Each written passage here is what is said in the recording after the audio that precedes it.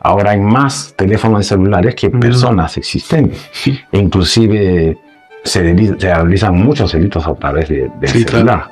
Entonces, la primera etapa, digamos, tendría que verse puntualmente con una modificación o actualización del Código Penal, básicamente con temas de impersonation, sustitución de personalidad, y también específicamente con delitos clásicos, como tú, como penalista que eres, robo, un hurto, ¿qué cosa es? Entonces fue necesario modificar el Código Penal. Luego salió la ley especial, necesario establecer el número, porque está ido cambiando, modificándose, incorporando específicamente delitos de carácter patrimonial, ¿no?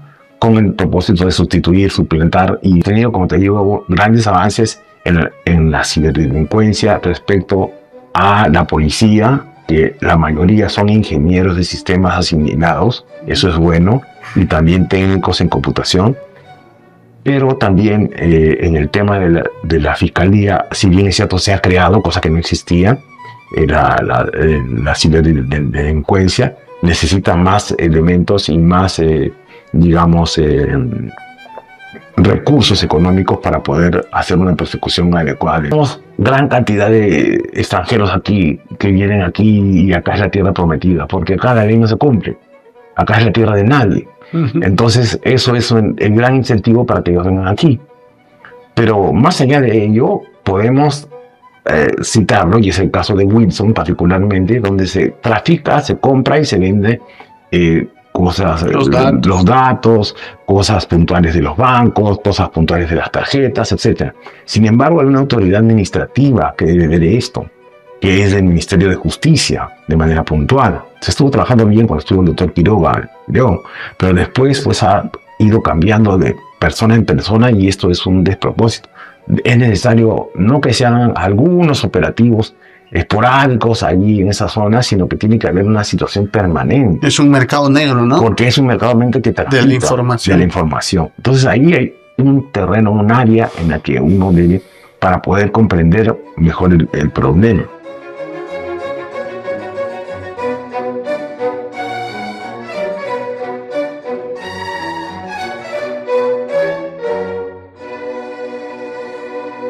Hola, bienvenidos a un nuevo programa de la Tribuna de Gringley. Soy Hugo Mendoza y estamos por Gringley TV todos los martes a partir de las 7 de la noche en todas las plataformas digitales. El día de hoy vamos a hablar sobre un tema bastante actual. Me refiero a los delitos informáticos y su incidencia en la banca.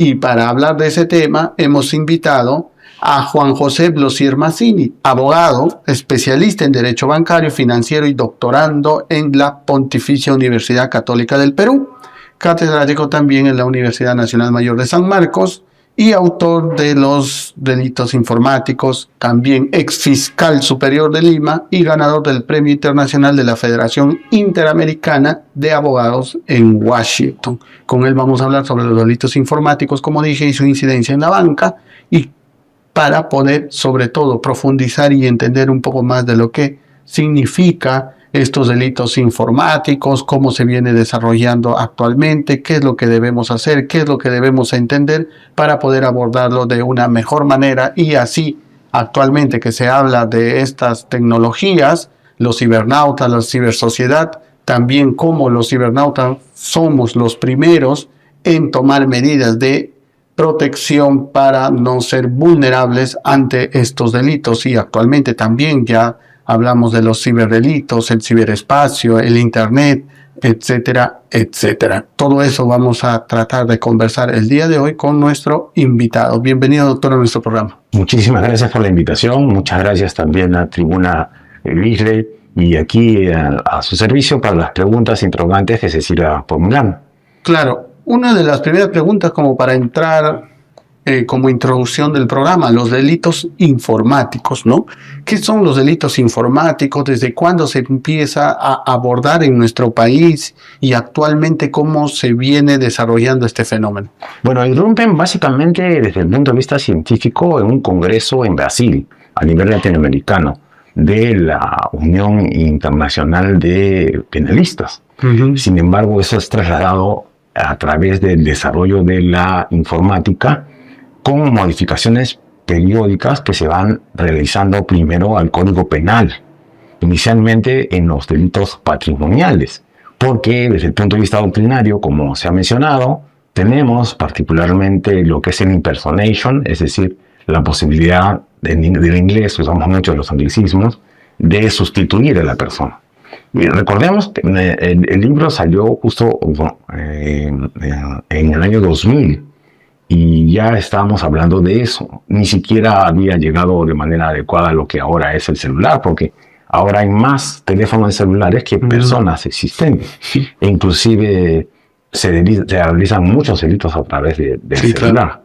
Entonces, la primera etapa, digamos, tendría que verse puntualmente con una modificación o actualización del Código Penal, básicamente con temas de impersonation, sustitución de personalidad, y también específicamente con delitos clásicos, como tú, como penalista que eres, robo, un hurto, ¿qué cosa es? Entonces, fue necesario modificar el Código Penal. Luego salió la ley especial, necesario establecer el número, porque está ido cambiando, modificándose, incorporando específicamente delitos de carácter patrimonial, ¿no? Con el propósito de sustituir, suplantar y establecer engaño. Hay que hacer una línea también muy importante con lo que son los delitos sexuales. También, porque los delitos sexuales tienen específicamente situaciones, por ejemplo, que se dan particularmente con lo que es que se vio aquí en Lima, que fue el Precongreso Mundial de los Niños y Adolescentes, con el grooming, ¿no es cierto?, la posibilidad de sustituir a la persona, mandar formas específicas para ir enviándoles fotografías, por ejemplo, desnudas, haciéndose pasar por otra persona, o como también hay el caso específico que a través de las páginas o a través de WhatsApp se hace el favorecimiento a la prostitución. Correcto. Entonces, el cual está tipificado y está específicamente desarrollado con la norma correspondiente. Correcto. Entonces, esto no es que el instrumento sea malo per se, sino que es la posibilidad de la mente maligna que pueda utilizarla para algún tipo de dato, ¿no? Correcto. Ahora, una de las características de los delitos informáticos y actualmente ciberdelitos, ya conversaremos un poco de la diferencia, ¿no? Porque una cosa es los delitos informáticos propiamente y otra cosa los ciberdelitos, y muchas veces se usa de manera indistinta los términos para referirnos como si fueran lo mismo, pero no serían lo mismo, porque usted me sacará de la duda. Una cosa es los delitos informáticos pensados, como nos acaba de mencionar en el año 2000, y la ley especial de los delitos informáticos, las cuales regulaba. Lo que yo advierto, hay una característica y un patrón, es que siempre se tenía, en aquel entonces, como delitos informáticos y que se mantiene actualmente, una característica es que siempre se tiene que mantener contacto con la laptop, ¿no? En este caso con la computadora en aquel entonces.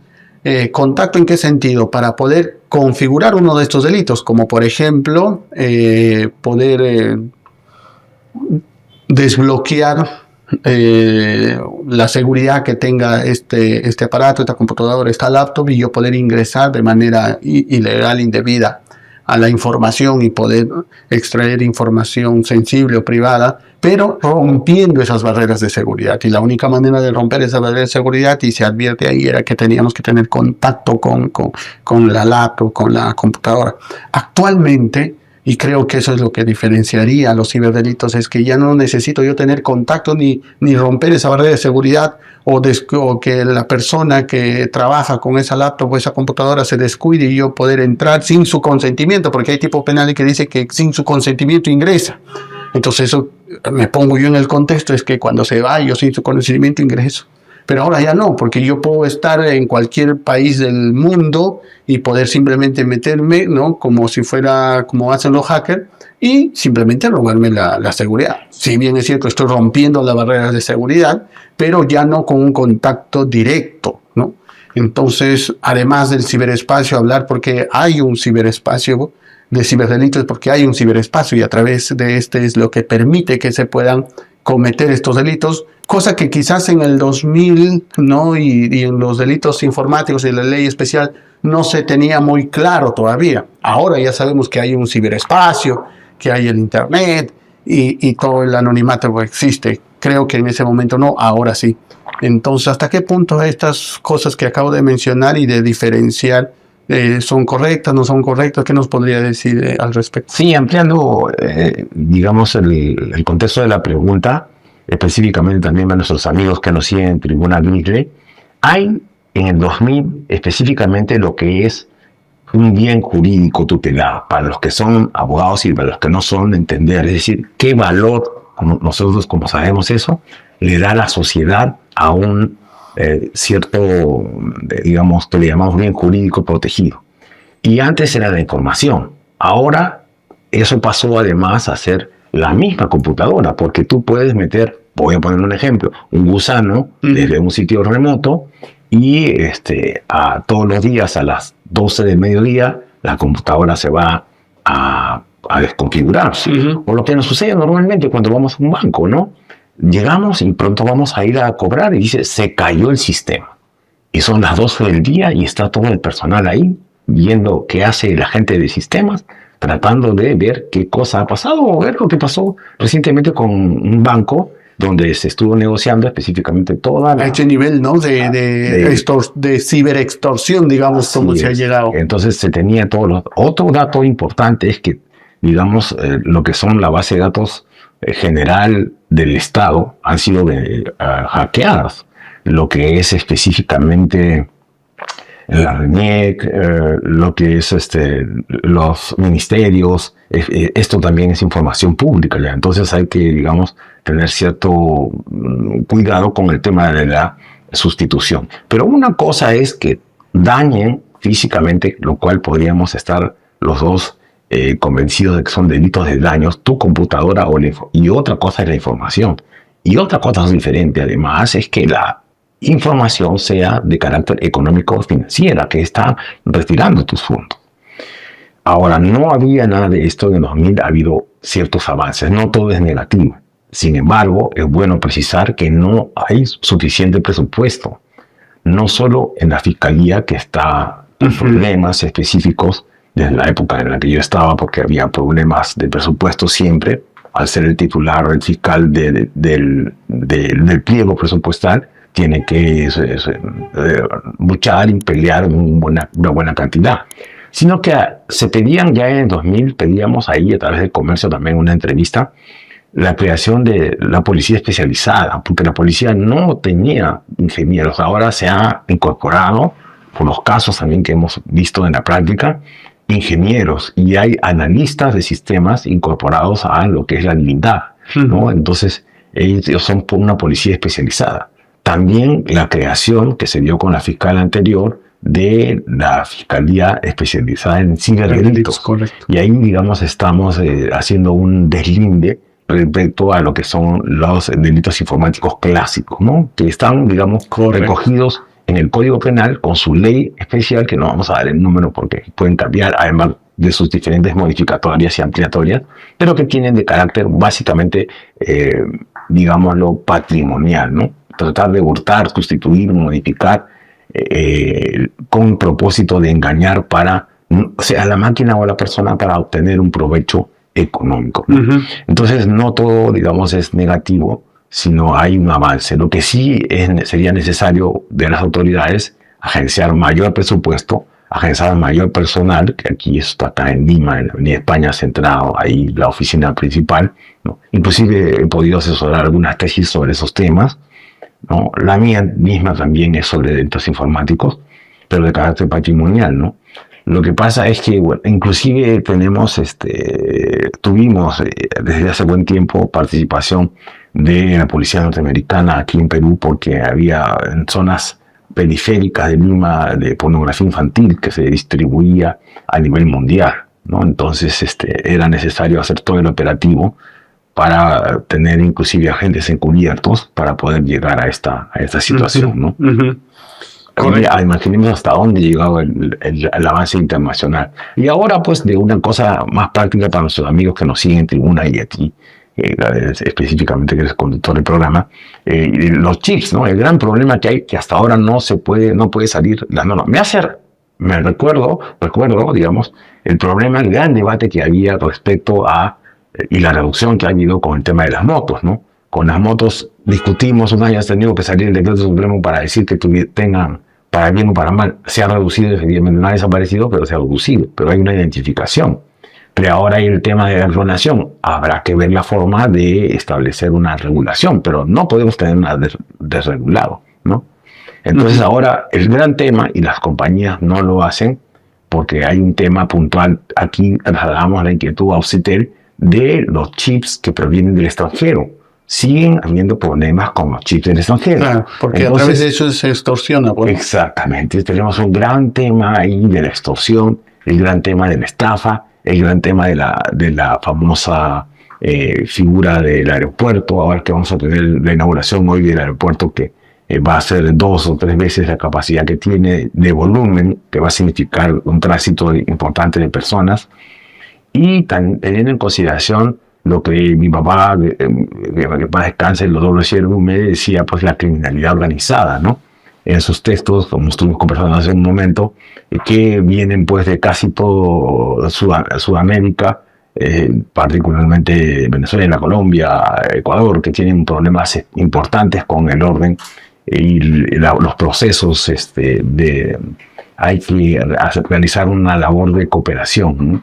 Digamos, no está eso escrito o es un misterio, sino que simplemente debe haber una colaboración recíproca para poder terminar con ese tipo de actividades, porque es lo que se ha denominado ya el delito transnacional, ¿no? Correcto.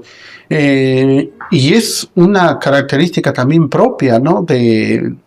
Así como cuando vivimos o se vivió, bueno, no nosotros, bueno, no yo, la revolución industrial, y trajo esta revolución industrial nuevos riesgos. Se comenzó a hablar de una sociedad de riesgos, ¿no? Pero se tenían que tolerar porque traían beneficio, desarrollo, ¿no? Entonces se denomina en el argot penal riesgos permitidos, tolerables, como por ejemplo la minería. Queda claro que algún impacto tiene en el medio ambiente, pero se trata de establecer ciertos procedimientos para controlarlos, minimizarlos, ¿no? Y tratar de regenerar el ambiente que haya sido trastocado. Pero se tolera por el gran desarrollo económico que trae y aporta. Entonces ahora vivimos en una sociedad de riesgos también digital, ¿no? Tecnológica, y se tolera bajo así como la revolución industrial, porque de hecho trae grandes beneficios, la virtualidad, la tecnología. Ahora, como bien acabas de mencionar, además la globalización, ya todo es transnacional. Por ejemplo, para las investigaciones, los estudios, siempre menciono, antes se tenía una dificultad, si se quiere, porque se tenía que ir a las bibliotecas, hacer fichas, ¿no? Y a cierta hora ya salir porque ya cerraba. Y si querías tener mucha mayor bibliografía mucho más avanzada, sofisticada, específica, especializada, los que tenían la oportunidad de ir al extranjero, ¿no? O los que tenían la oportunidad de comprarse los libros. Pero ahora ya no necesitas eso. Ahora hay plataformas, por ejemplo, que tú pagas una suscripción mensual y entras a las librerías los libros digitales, y puedes entrar a librerías de España, de Francia, de Alemania, a todas las bibliotecas. O sea, el conocimiento no tiene fronteras. Puedes reunirte y trabajar, litigar, enseñar, dictar clases, me refiero, también desde cualquier parte del mundo, ¿no? Yo he tenido experiencias estando fuera del país, participar en unas audiencias, porque ahora son virtuales. Entonces queda claro que con todo esto lo que menciono es que el avance de la tecnología ha traído grandes beneficios, pero como decía Muñoz Conde también, así como se desarrolla la sociedad, también se desarrolla la delincuencia, ¿no? Sí. Entonces, y el derecho va un paso más atrás de lo que sucede en los hechos. Primero van los hechos y después van... Y ahí viene la criminalidad transnacional que mencionas, igualito, ¿no? Entonces se aprovecha para mal esto. Y con esto se vienen cometiendo todos estos delitos que mencionaste. Entre ellos, antes era impensable hablar que se puedan cometer delitos de violación sexual de manera virtual. Pero ahora ya sabemos que se puede cometer y todo lo que sabemos. Pero ahora también con el tema de la banca, ¿no? ¿Cuál crees que es el reto de la banca para poder afrontar estos nuevos riesgos virtuales, tecnológicos, como lo queramos denominar, para proteger esa información? Primero, sensible, porque hay una base de datos importante que ellos tienen, ¿no? Y que actualmente ha cobrado un valor especial, ¿no? Muy, muy importante de las personas. Y sobre todo el aspecto económico, ¿no? Y más aún que el tema reputacional. Mira, antes era impensable imaginarnos una extorsión virtual. Y si nosotros nos ponemos a pensar en una extorsión común y corriente convencional, que genera temor psicológico, ¿no? Porque entras en un estado de pánico, de terror, de que puedan atentar contra tu integridad por las amenazas, ¿no?, que te puedan hacer, y cedes. Entonces, claro, antes era cuando te mandan una nota, un sobre con bala, ¿no?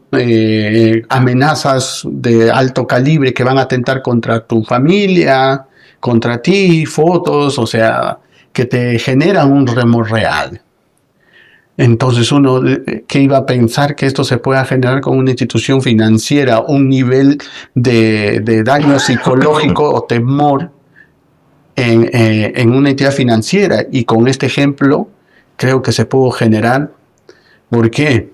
Porque si bien no es una amenaza y el temor que atenten contra tu integridad física, pero sí contra tu integridad, llamámoslo así, institucional, tu reputación, porque se ha visto que han estado negociando, o sea, que entraron al juego por el temor, entiendo yo, no lo sé, de poder hasta pagar.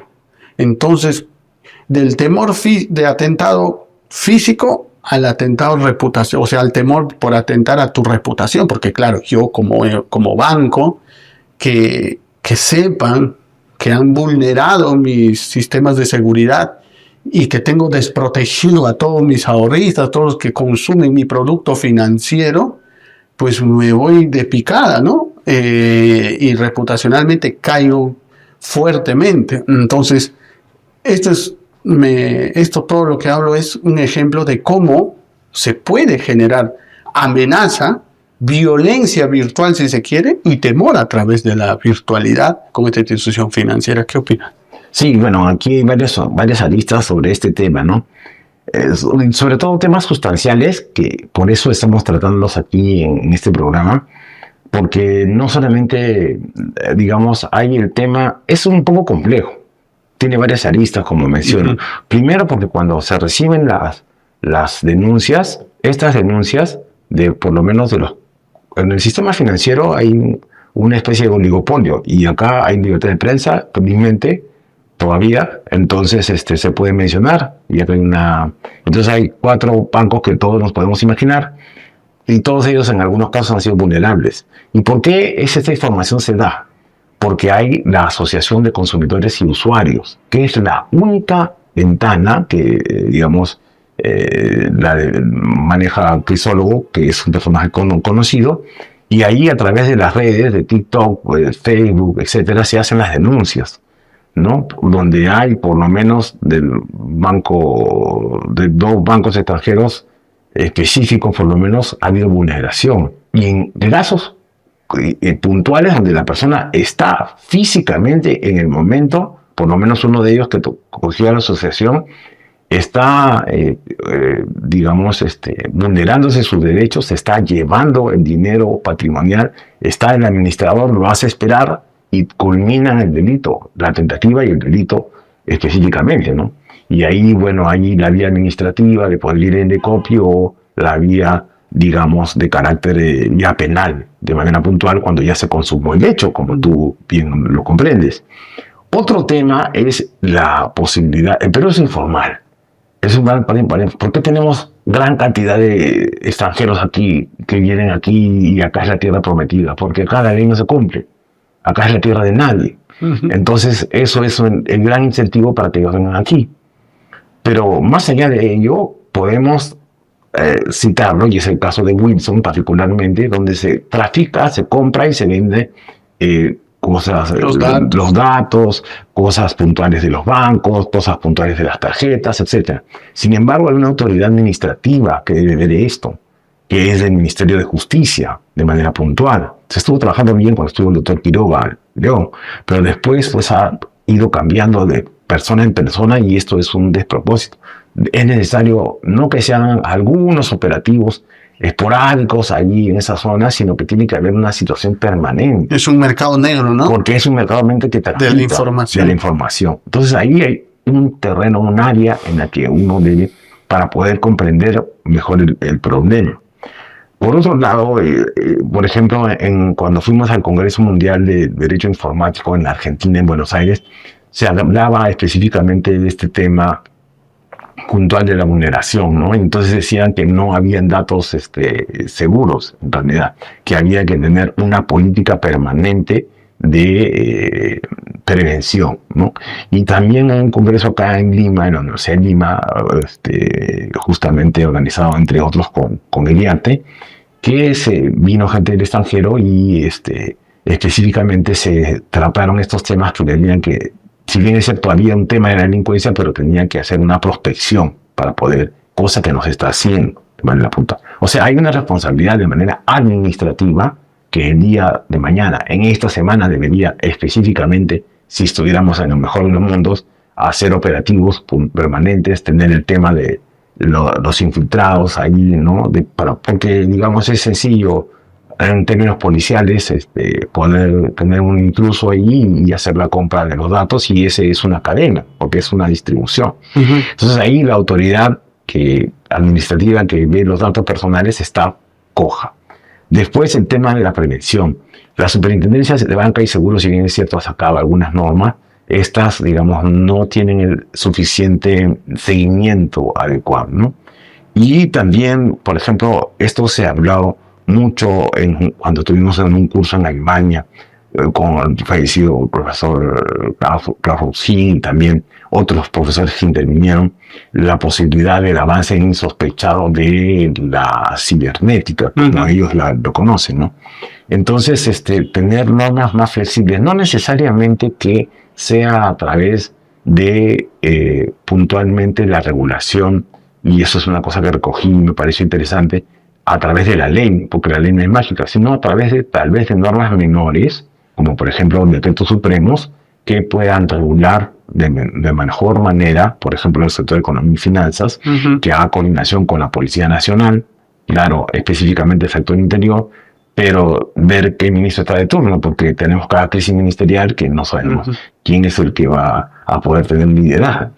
Entonces hay un tema institucional que está la delincuencia, digamos, aprovechando para poder realizarlo, ¿no? Entonces hay daños, digamos, específicos cuando estás conectado en red de carácter patrimonial y otro que es la famosa frase que el sistema se cae, ¿no?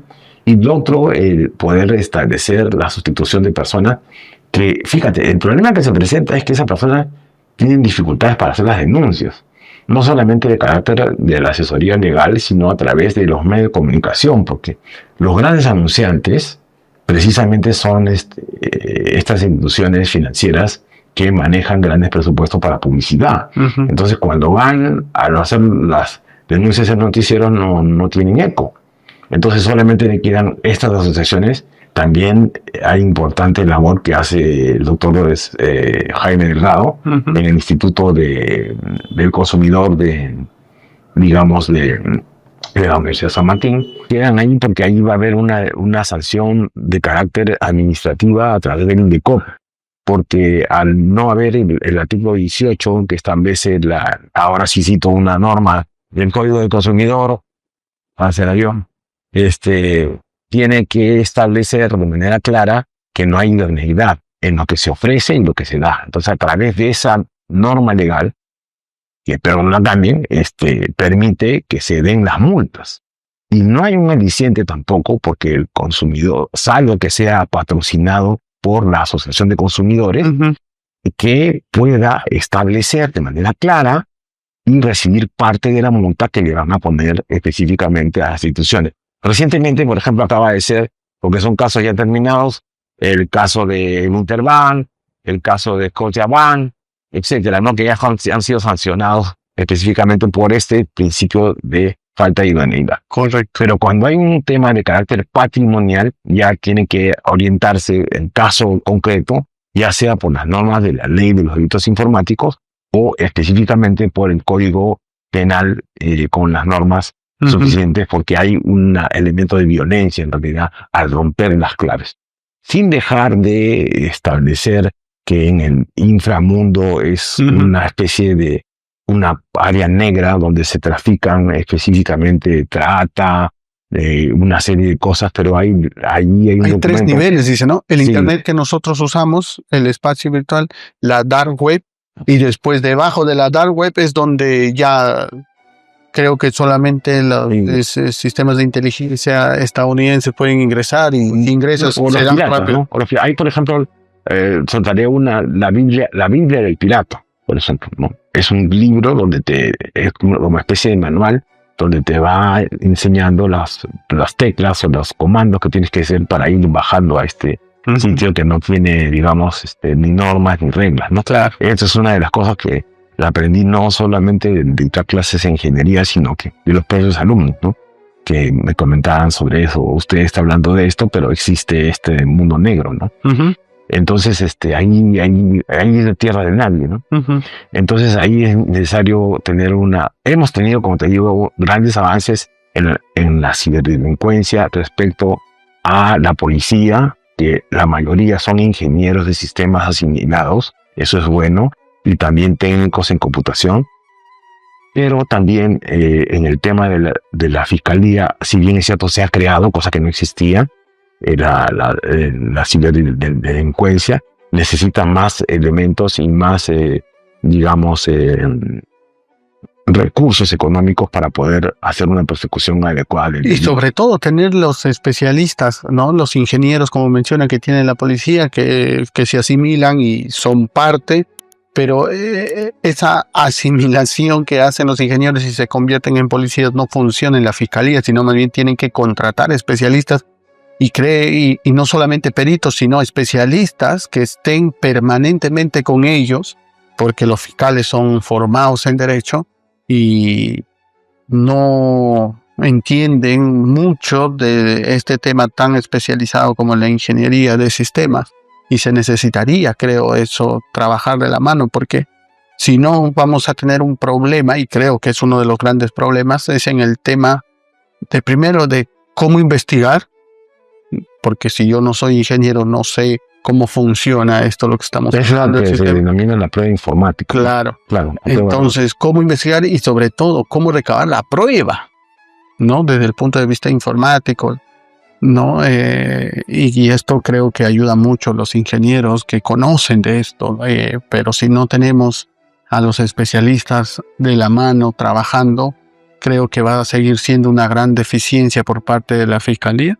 Sí, yo creo que sí, definitivamente va a ser un gran problema en la medida en que la doctora, a quien conozco de cerca, porque estuvo en el sistema anticorrupción, es una persona íntegra, pero depende, cuando vemos, digamos, nos ha permitido, digamos, el poder enseñar no solamente los cursos de bancarios, sino también los cursos de financiero y presupuesto, que esto se aprueba en agosto. Entonces, cada titular del pliego, como tú comprenderás, tiene que ir al Parlamento, que es el primer poder del Estado en realidad, a sustentar y a defender. A veces tiene que transar en algunas cosas para poder aprobar el monto final que le van a asignar.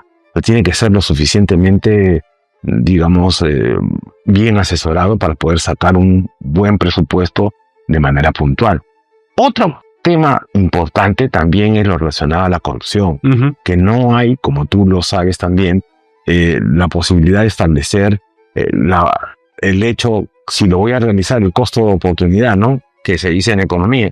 Si voy a realizar un hecho y voy a tener una sanción efectiva, ¿no? Si voy a tener un policía que en vez de ser encubierto, que los hay y son muy buenos, y un policía que va a tener un tema de coimas, o voy a tener problemas específicos en la fiscalía, de gente que va a borrar información sensible, ¿no? O cosas puntuales que van a evitar la persecución del delito, vamos a ir mal, ¿no? Entonces, siempre los alumnos preguntaban, profesor, ¿qué es lo que falla, no? Recuerdo mucho también en Villarreal, en San Marcos, que tienen mucho más conciencia social, porque a veces nosotros pensábamos más terminar para irse. Pero, ¿qué cosa es lo que falla? ¿La ley o el hombre, no? ¿Qué cosa es lo que falla? La gran pregunta, ¿no? Porque van poco a poco viendo lo que dice, es como cuando hacemos clases, ¿qué quieren? Lo que está en el libro, lo que pasa en la realidad. Todo el mundo dice lo de la realidad, ¿no? Claro. Es un problema de hombres, entonces es un problema de hombres, no es un problema, digamos, de normas. Normas tenemos bastantes, lo que necesitamos es su aplicación. Hay normas puntuales, si bien es cierto el derecho va rezagado, eso es verdad, pero con los que tenemos hay que hacer que se apliquen, ¿no? Y que las instituciones específicamente funcionen, ¿no? Claro, es un problema, como menciona, de las personas, no de la norma. Creo que las normas nunca van a ser perfectas, no son infalibles. Siempre nosotros, como parte de nuestra naturaleza humana y la civilización que actualmente vivimos, y nuestro Congreso trata de regular todo lo que va apareciendo para mejorar la convivencia. Lo que trato de decir esto es que lamentablemente siempre vamos a estar un paso atrás de las cosas nuevas, de los nuevos riesgos, de los nuevos problemas que suscitan en nuestra sociedad. Entonces, como estamos siempre a un paso atrás, la norma, la ley no va a ser perfecta, porque no se puede regular con exactitud el comportamiento humano y sobre todo su complejidad. Entonces, para eso, ¿qué necesitamos? Simplemente aplicar la ley, aplicar la norma con sentido común, con mucho criterio y no pervertirla, porque si no hace que también el Congreso, siendo un poco críticos, entren o tengan la justificación de querer regular todo de manera tan específica que a veces se hace innecesario, claro, porque existe un margen de interpretación, un margen de discrecionalidad, pero en tanto y en cuanto sea bien usada, siempre va a ser la mejor que se puede hacer. Pero si no se hace esto, no. Entonces yo siempre digo, también comparto con usted, no es un tema de normas, es un tema de personas, y eso va a depender mucho de la formación que cada uno tenga y de lo correcto que quiere aplicarla en el momento que considere adecuado, ¿no? Sí, imagínate, además una crisis que es transversal en nuestra sociedad peruana, pero va desde cosas puntuales, que desde acá las lanzamos, para que desde aquí, específicamente la tribuna Grisle, que además tiene gran tiempo en el mercado, esta editorial conocida, una cosa de los chips, por ejemplo, que es una cosa sencilla, solamente tiene que salir la norma y tienen que establecer los operadores que no se puede negociar primero los chips en la calle, que eso está en una norma prohibida, pero lo siguen haciendo, y lo segundo, el tema puntual de los chips internacionales, ¿no? Que simplemente se bloquee, porque eso presta, no lo había pensado, la verdad, es una muy buena idea tuya, pero sí, se presta específicamente para extorsión y para otro tipo de cosas. Yo más había pensado para el tema de la sustitución de personas. Y también en el Ministerio de Justicia, que está ocupado en otros temas, pero tiene que fortalecerse de manera puntual esa persecución específica de los datos, porque son datos sensibles y son datos que se venden y se transan en zonas informales conocidas, ¿no? Si eso, digamos, me lo comenta un taxista que está pasando por ahí y sabe, es imposible que la autoridad no tome conocimiento de eso, no sepa sobre eso, ¿no? Entonces, y eso demuestra que la ley de protección de datos, si bien es buena, pero las instituciones que tratan de aplicarlo, de respetarla, finalmente termina no teniendo mucho eco y ni efectividad, porque existe un mercado negro donde toda esa información que con la ley de protección de datos se quiere, valga la redundancia, proteger, por aquí se termina filtrando los datos y no se hace nada. Pero exacto, ese es el tema, que tiene que salir del escritorio a hacer su campaña, coordinar con la policía y hacer intervenciones. Con 2 o 3 golpes que se den, ya eso va a disminuir. De manera, porque lo que hay es una especie de tolerancia, ¿no? Hay una tolerancia, una convivencia. Entonces hay que romper eso para poder establecer y que se cumpla la ley. Esos son 2 ejemplos que doy, ¿no? El caso particular de los chips y el caso particular, por ejemplo, de la información que se transa en los mercados informales. Para eso hay una autoridad. Esa autoridad además se creó para eso, para supervisar los datos personales de la persona. Entonces no está haciendo su labor, está haciendo solamente una labor burocrática simplemente, y tiene que realizar operativos específicos, dar algunos golpes. Para eso, bueno, otros hablan de inteligencia, pero para mí yo creo que a nivel policial se puede controlar. Y lo otro, el tema de que se salga de una vez la norma para poder evitar o bloquear automáticamente los chips que vienen del extranjero. Correcto. Bueno, también ahí otro aspecto es el no necesariamente llegar al tema penal, sino que si funcionara el aspecto administrativo, ¿no? Como hablábamos, también se evitaría mucho la sobrecarga. La sobrecarga en el aspecto penal, o confiar todo al derecho penal. Claro, porque es la última ratio. ¿Recuerdas que conversamos un rato? Es la última ratio. Debería funcionar el sistema administrativo. Así es. Y haría mucha descarga al proceso. Claro, y hacer operativos específicos para poder, de alguna manera, dar algunos golpes a estas personas, de especie de organizaciones, que son organizaciones criminales realmente, que transan, compran y venden la información sensible de las personas, ¿no? Y digamos que la única sanción que se está dando es a nivel de la Asociación de Consumidores del Instituto del Consumo que estábamos mencionando, de la Universidad de San Martín, que recibe y publicita a través de las redes estos casos sonados con nombre y apellido de las instituciones donde simplemente el dinero desaparece, ¿no? Correcto. Entonces ahí da cuenta de la vulneración de no solo de los derechos, sino del sistema en general, ¿no? Correcto.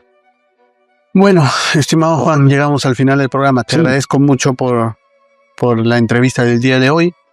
Espero volver a tenerte nuevamente para hablar de otros diversos temas que también son importantes tocar.